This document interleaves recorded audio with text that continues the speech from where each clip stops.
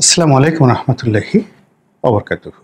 সম্মানিত দর্শক, ডক্টর মোহাম্মদ ইউনূসের ধর্ম এবং কর্ম নিয়ে বেশ বিতর্ক হচ্ছে। তিনি কি ইসলাম ধর্মে এখনো পর্যন্ত আছেন? তিনি কি এই ধর্ম ত্যাগ করেছেন? আর যদি ত্যাগ করে থাকেন তাহলে তার অবস্থান কি?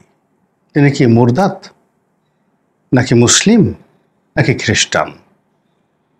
এই বিষয়গুলো নিয়ে সবেমাত্র আলোচনা শুরু হয়েছে এবং এই আলোচনা থামবে না।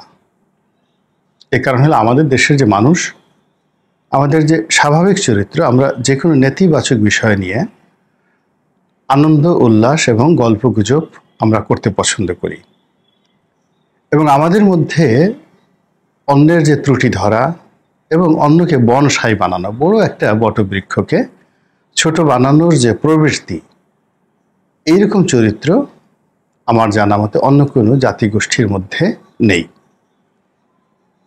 তো সেই দিক থেকে আমরা ধর্ম নিয়ে, সংস্কার নিয়ে, কুসংস্কার নিয়ে, বংশ নিয়ে, মর্যাদা নিয়ে, চেহারা নিয়ে, চরিত্র নিয়ে প্রায় সবসময়ই ব্যঙ্গ করে থাকি এবং এটা আমাদের অস্থি মজ্জার সঙ্গে মিশে রয়েছে। তো সেই দিক থেকে ডক্টর মোহাম্মদ ইউনূস এখন যেহেতু রাজনীতির ময়দানে এসেছেন, এখন তিনি কেবলমাত্র একজন নোবেল পুরস্কার প্রাপ্ত বা নোবেল লরিয়েট নন, তিনি রাজনীতির একজন খেলোয়াড়। ফলে বাংলাদেশের অন্য সকল রাজনীতিবিদ যারা রয়েছেন তাদেরকে নিয়ে যে সকল কুৎসা রটনা করার চেষ্টা করছে, যেমন বঙ্গবন্ধু সম্পর্কে তার প্রতিপক্ষরা বলেন, ঠিক আছে ভালো, তার দাদার নাম কি? অমুক। তো তার নানার নাম কি? নানার বাড়ি কোথায়? ইত্যাদি নানা রকম কথাবার্তা। তারপর তার বিশাল রাজনৈতিক যে হিমালয় সমূহ, হিমালয়ের মতো তার যে আভিজাত্য, হিমালয়ের মতো তার যে বিশালত্ব, তার গাম্ভীর্য, ওটাকে নিচে নামাতে নামাতে নামাতে তাকে একটা গুন্ডা, সরওয়ার্দী, হোসেন শহীদ সরওয়ার্দীর একজন বডিগার্ড, এই হিসেবেও আমাদের এই সমাজ এখন ব্র্যান্ডিং করা হচ্ছে। শহীদ প্রেসিডেন্ট জিয়াউর রহমান সাহেব সম্পর্কেও অনেক কথা আওয়ামী লীগের লোকজন বলেছেন, এখনো বলেন, বিএনপি বিরোধীরা বলেন। আর যেহেতু এখন বিএনপির খুব জোয়ার, এজন্য বেগম খালেদা জিয়া বা শহীদ প্রেসিডেন্ট জিয়াউর রহমান কিংবা তারেক রহমান সাহেবকে নিয়ে মানুষ তার জবানকে সংযত করেছে। এর কারণ হলো আমরা সবসময় শক্তের ভক্ত, নরমের জম। কিন্তু যখন তারা ব্যাকফুটেজে ছিলেন, তখন শহীদ প্রেসিডেন্ট জিয়াউর রহমানকে তিনি মুক্তিযোদ্ধা নন, তিনি খুনি, আরও অনেক কিছু ব্যক্তিগত আরও নানা রকম কথাবার্তা, এগুলো মানে বলাটাই আসলে গুনার কাজ। আর বেগম জিয়াকে নিয়ে তো যে সকল গীত রচনা হয়েছে প্রতিপক্ষের লোকদের দ্বারা, যে সকল সঙ্গীত রচনা হয়েছে, যে সকল কুৎসা রচনা হয়েছে, এটি বাংলাদেশের নারী রাজনীতিবিদদের মধ্যে অন্য কারোর জীবনে এরকম দুর্ভাগ্য আসেনি যেটি বেগম জিয়াকে নিয়ে হয়েছে। কিন্তু তিনি সব কিছুর বিপরীতে নীরব থেকেছেন, নিশ্চুপ থেকেছেন এবং কোনো প্রতিক্রিয়া দেখাননি। একইভাবে তারেক রহমান সাহেব সম্পর্কে এহেন কোনো বদনাম নেই, 2001 থেকে আজ অবধি এহেন কোনো বদনাম নেই তার বিরুদ্ধে করা হয়নি, এখনো করা হচ্ছে। তো এভাবে সজীব ওয়াজেদ জয়, এভাবে পুতুল, এভাবে এরশাদ সাহেব থেকে শুরু করে যারাই রাজনীতিতে এসেছেন, তাদের ক্যারেক্টার অ্যাসাসিনেশন করাটা আমাদের একটা স্টাইলে পরিণত হয়েছে। তো সেই স্টাইল থেকে তো ডক্টর মোহাম্মদ ইউনূস বাদ যাবেন না, এটাই স্বাভাবিক। ফলে বিতর্ক শুরু হয়ে গেছে। এবং সে বিতর্ক কি, যে এ কেমন মানুষ, সে আমেরিকাতে গিয়ে এক ভদ্র মহিলাকে বিয়ে করলেন, তাও আবার একজন খ্রিস্টান মহিলা, এবং তাও আবার যেন তেন খ্রিস্টান না, অর্থোডক্স খ্রিস্টান। মানে আমাদের দেশে যেমন জঙ্গি বলা হয় মুসলিমদেরকে, উগ্রবাদী মুসলিম, তো সেইভাবে অর্থোডক্স খ্রিস্টান মানে উগ্র জঙ্গি খ্রিস্টান। রোমান ক্যাথলিক, প্রোটেস্ট্যান্ট, এর বাইরে আর একটা গ্রুপ রয়েছে অর্থোডক্স। তো যারা যুদ্ধ করে, মারামারি করে, বোমাবাজি করে, মানে একেবারে বিন লাদেনের বাপের চরিত্র যাদের, বিন লাদেনকে যদি আপনি সন্ত্রাসী ধরেন, তালেবানদেরকে যদি আপনি সন্ত্রাসী ধরেন, তো তাদের মাস্টার মাইন্ড হিসেবে যাদেরকে ধরা হয় তারা হলো অর্থোডক্স খ্রিস্টান। এখন বলা হচ্ছে যে এইরকম একটা কট্টরপন্থী অর্থোডক্স খ্রিস্টান পরিবারের এক মহিলাকে তিনি বিয়ে করেছেন। এখন সেই বইয়ের রং কি কালো না সাদা, এটা নিয়ে কিন্তু মানুষ জানতে চাচ্ছে, বিকজ মানুষের ভীষণ কিউরিয়াস। বিয়ের কথা শুনলে, প্রেমের কথা শুনলে, সেটা 80 বছর হোক 90 বছর হোক, মানুষ ফিক করে হেসে দেয়, একটু উকিঝুঁকি মারে যে আসলে বাংলাদেশে একটা মানুষ আমেরিকাতে গিয়ে বিয়ে করলেন, তিনি কি সাদা চামড়ার মহিলাকে বিয়ে করলেন না কালো চামড়ার মেয়েকে বিয়ে করলেন। এরপরে খ্রিস্টান, অর্থোডক্স খ্রিস্টান। তো এখন আমাদের দেশে যাওয়া হয় সেটা হলো, যদি কোনো মুসলিম ছেলে কোনো হিন্দু মেয়েকে বিয়ে করে বা অন্য ধর্মাবলম্বীকে বিয়ে করে, সে ধর্মান্তরিত করে নেয়। এখন ডক্টর মোহাম্মদ ইউনূস সেখানে গিয়ে তিনি কি সেই ভদ্র মহিলাকে অর্থোডক্স খ্রিস্টান হিসেবে যাকে ট্যাগ দেওয়া হয়েছে তাকে ইসলাম ধর্মে দীক্ষিত করেছিলেন? যদি করে থাকেন তাহলে তো বিশাল ব্যাপার। তিনি তো জান্নাতের টিকিট একেবারে কেটেই ফেলেছেন, এবং সাক্ষাৎ অলি আল্লাহ যে কর্ম, সুরত, অভিব্যক্তি, সেটা তার মধ্যে চলে আসবে। কিন্তু সে কথা কেউ বলছে না। তার পক্ষে যারা হুজুরা রয়েছেন তারা তো এই প্রচারটা করতে পারতেন যে না, তিনি খ্রিস্টান বিয়ে করেছেন, তারা আহলে যাকে বলা হয় কিতাব।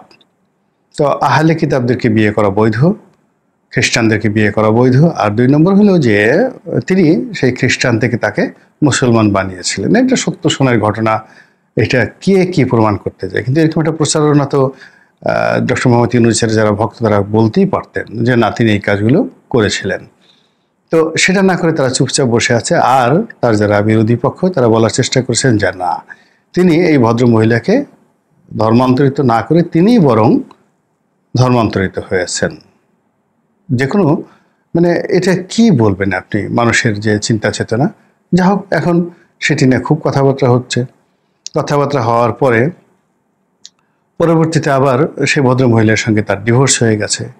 এখন মানুষের প্রশ্ন, সেই ভদ্র মহিলা কোথায় আছেন? বেঁচে আছেন না মারা গেছেন? তো তাদের যে ডিভোর্স হলো, ডিভোর্স হওয়ার পর এখন ডক্টর মোহাম্মদ ইউনূসের অবস্থান কি? অর্থাৎ বিয়ের সময় তিনি যদি খ্রিস্টান হয়ে থাকেন, তাহলে ডিভোর্স হওয়ার পর তিনি কি এখনও খ্রিস্টান রয়ে গেছেন নাকি মুসলমান ধর্মে ফিরে এসেছেন? তো এই যে নোংরা বিষয়গুলো, এই নোংরা বিষয়গুলো নিয়ে কিন্তু এখন ভীষণ রকম আলোচনা হচ্ছে এবং দুর্গন্ধ ছড়াচ্ছে। এবং আপনি আমি আমাদেরকে সিদ্ধান্ত নিতে হবে। আমি ব্যক্তিগতভাবে যদি আমাকে ধরেন, আমি আসলে এই বিষয়গুলো নিয়ে আলোচনা করতে একেবারেই নারাজ। এবং প্রত্যেকটি মানুষের একটা ব্যক্তিগত জীবন থাকা উচিত, এবং ব্যক্তিগত জীবনের গোপনীয়তা রক্ষা করা আমাদের সকলের পবিত্র দায়িত্ব। কিন্তু সেই কাজগুলো এখন যেহেতু বাংলাদেশে হয়ে গেছে, এটা প্রচার হয়ে গেছে, ভীষণ রকম প্রচার হয়ে গেছে, কাজেই এটি নিয়ে আলোচনা না করে পারলাম না। এবং আপনি জানেন যে এটি নিয়ে অনেক দিন আলোচনা হচ্ছে। এখন এই ইউটিউবারদের মধ্যে সম্ভবত আমি একেবারে সর্বশেষ ব্যক্তি যিনি এটি নিয়ে আলোচনা শুরু করলাম। তারপর অনেকে বলার চেষ্টা করছেন যে এটা কি ধরনের নিষ্ঠুরতা। তিনি আমেরিকাতে গেলেন এবং তখন যে ভদ্রমহিলাকে বিয়ে করেছিলেন তখন তো আসলে ডক্টর মোহাম্মদ ইউনূসের অবস্থা ভালো ছিল না। তো তিনি যদি বিয়ে করে থাকেন, নিঃসন্দেহে সেই মহিলা তাকে সহযোগিতা করেছে আমেরিকাতে থাকার ব্যাপারে, আমেরিকাতে পড়ার ব্যাপারে। এমনকি যদি পকেট খরচা দিয়ে থাকেন কিংবা ডক্টর মোহাম্মদ ইউনূসকে সহযোগিতা করে থাকেন অর্থনৈতিকভাবে, তো সেই ভদ্রমহিলাকে তো এইভাবে আসলে তালাক দেওয়াটা তার ঠিক হয়নি। এ তো নিষ্ঠুর একজন মানুষ। তারপরে বলার চেষ্টা করছেন যে সেই ঘরে একটা বাচ্চা রয়েছেন, মনিকা ইউনূস। মধ্যে তার কিছু ভিডিও ভাইরাল হয়ে গেছে যে তিনি আমেরিকাতে গান করেন, বিভিন্ন স্টেজে গিয়ে গান। তো এদেরকে অপেরা শিল্পী বলা হয় আমেরিকাতে। তো আমরা ডক্টর মোহাম্মদ ইউনূস নোবেল পুরস্কার পাওয়ার পরেই প্রথম জানতে পারলাম যে তার আর একটা বিয়ে আছে এবং তার আর একটা মেয়ে আছে, এবং যে কিনা গান গায়।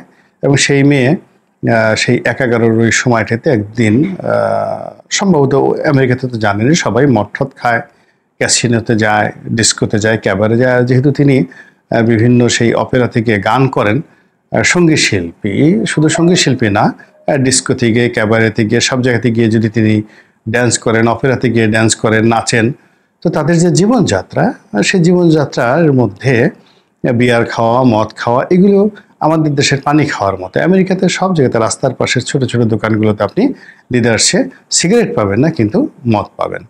তো ওইরকম মদ খাওয়ার পরে তো যে কোনো মানুষেরই ফ্রাস্ট্রেশন হলে মদ খায়, বা মদ খাওয়ার পরে মানুষের কথা একটু এলোমেলো হয়, এই কোন এক বদমাইশ এরকম একটা ছবি ছেড়ে দিল সব জায়গাতে।